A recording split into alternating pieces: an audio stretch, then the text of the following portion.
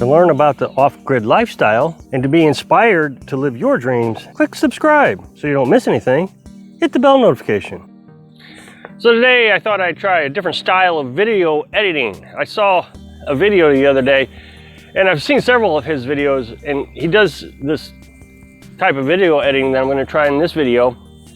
See how it does. Today I'm going to start working on the tiny house again. Well, continuation. So as you can see behind me, it's another foggy morning. It's been foggy for, I think, a week. I mean, just this dense, thick fog, similar to what I've experienced in the Smoky Mountains a few years ago. But you can see here, I don't think it rained last night.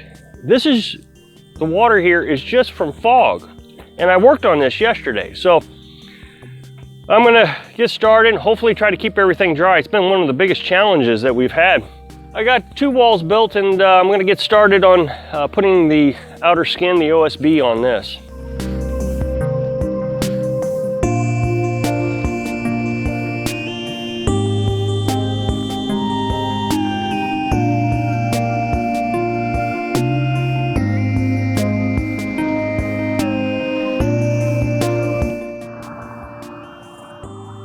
So yesterday I showed you that we built this frame for the wall that's going to be towards the porch of our tiny house.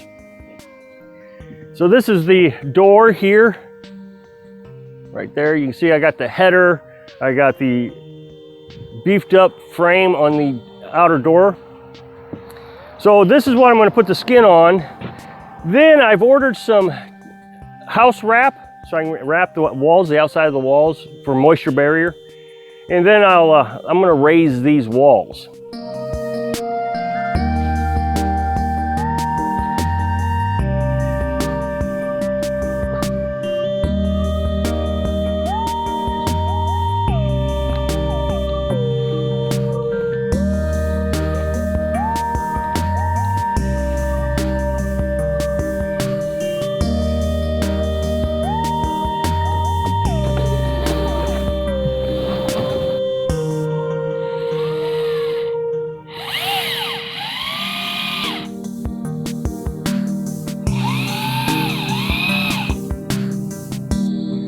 Now, a little trick that I learned on the last wall that I built, I was trying to figure out how I keep this plywood so it is flush up against the 2x6 here. I learned if you put these little boards here, your little scrap lumber, and you put it in, screwed in, and then you can push your plywood up against it, and you get all your corners all nice and square. See how this one here isn't square? So if I push it up against this like that, and then now it's all flush and squared up. In yesterday's video, I was showing you that I beefed up the frame. I used 2 2x6s here at the door frame. I did it on both sides. Well, that caused me a problem over here on this side because my 2x6 went right up to where the plywood is going to have to be nailed at. So I had to add a third 2x6 there. Well, 2x6 costs are just through the roof. Right now at Lowe's, I paid $8, almost, well, I guess $9 a board. Now you gotta remember, just a few months ago, they were going for like $4, so they're significantly higher. So what I did was I used scraps on that third board. Here you can see the coloration difference right here. That's 2 different boards. And I just screwed it right up against the 2 beefier boards here.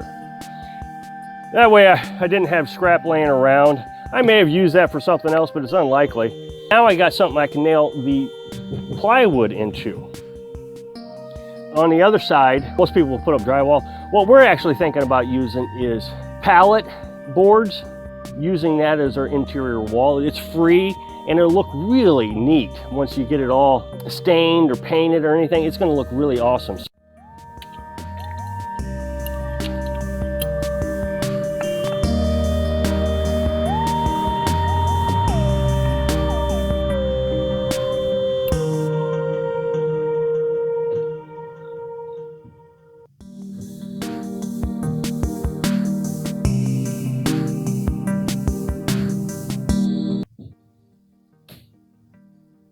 So I had to get a new chalk line. Mine was getting pretty bad. String was getting all worn out. It didn't have any chalk in it. So I went to the hardware store to get some chalk, and I thought, you know what? It was $8, so I went ahead and got another one. And I'll use it for everything. Now, what you use chalk line for, you saw me stringing this across the board. That way you know where the stud is. You know, your 2x6. That way you can nail into it. You can also use chalk lines to make straight lines to cut. So if you measure 2 feet, let's say on one side of the board, 2 feet on the other side of the board, you mark those 2 feet on each side. Then you take your chalk line, you string it across, you pop it, it leaves a chalk line. And then you can just cut that chalk line.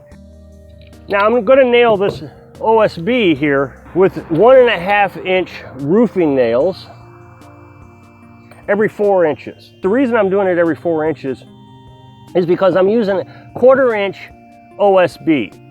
Normally you use 3/4 inch. I think it's 3/4 inch. Anyway, the code requires much thicker outer skin walls. I'm using 1/4 inch for a few reasons. One, it was real cheap. I was able to find it. Some guy had it in his garage for 20 years. He was gonna build a house and never did. And he was selling it, I think, for $7 a sheet. I don't remember, but it was real cheap. Normally they go for like $8, you know, 2 months ago, 3 months ago.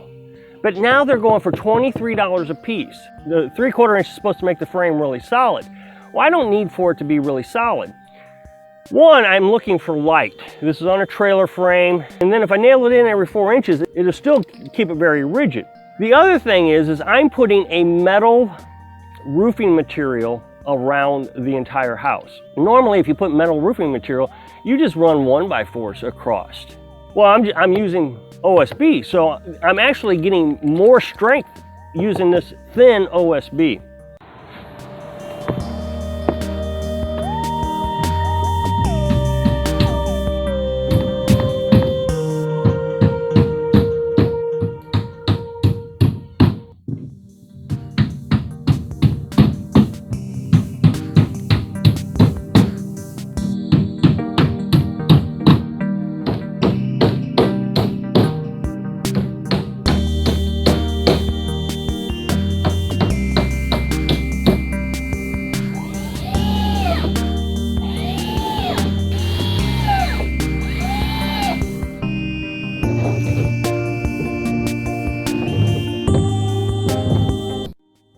So one of the things that I tried to do, well, I did, was keep everything, all my dimensions in 4-foot increments. So it's 16 by 12. There's 4 4s in 16, and then 12 feet wide means there's 3 4s.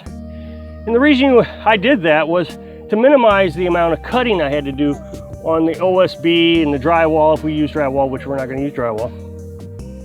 And it minimizes scrap. These boards are 4 feet wide, 8 feet long, 4 feet wide. And so you try to keep it all in 4-foot increments, so when you lay these down, you don't have to cut it. Now, normal wall size is 8 feet, so you don't have to cut the 8 feet high. Now, this one over here, this wall I did over here, I had to do a lot of cutting, but I put a window there, so you can see all the cutting I had to do. So here I've already laid down 2 boards and none of them needed cut. So the only thing I have to do now is fill in the gaps right here along the door on the top, and I can use scrap that I already have cut from that last wall I did from the window.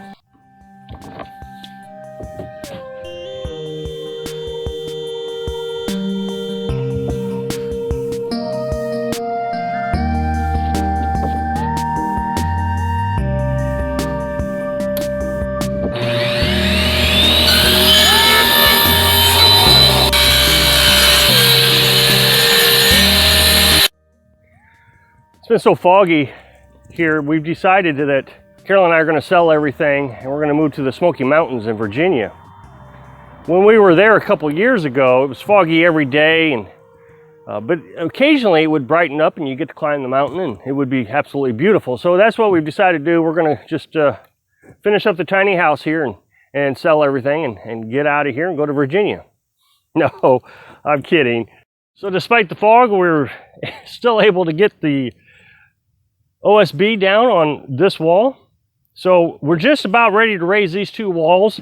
I've ordered some house wrap, and so when I get that, and shipping has been terrible here lately. It's taken a couple weeks for things to ship out. So in a couple weeks, I should be getting the house wrap. I ordered it, and the reason I ordered it and had it shipped to me was so I didn't have to go get it. I mean, it's an 80-mile round trip, and I have more patience than the desire to spend money on gas and maintenance on the truck and running around all over town and time. So I'll just wait around until I get the house wrap. And then I'll put the house wrap on. I'll raise the wall, and then I can start working on the 2 16-foot walls. Things are progressing pretty well now. All the materials are here, and I hope I can inspire you to create something today. Thanks for watching.